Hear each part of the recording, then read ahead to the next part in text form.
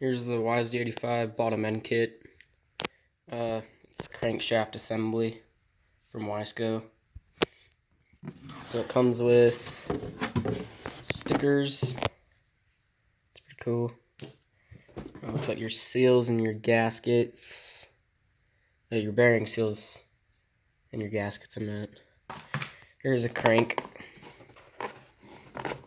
It's pretty small, smaller than I expected, because I haven't worked on my bike yet.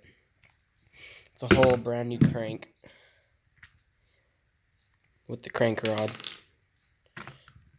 As you can see, there's barely any sideways movement, and then there's no up and down movement, which tells it's a brand new crank. Put that back in the box, and then you have your bearings in here, right here. High performance bearings from wiseco. Can't wait to rebuild my bike. It's gonna be fun. Don't have much experience, but you gotta do to learn, right? That's pretty much it that comes in the box. I also got my new chest protector. Can't wait to use that. But yeah, here's the whole crank assembly for your yz85.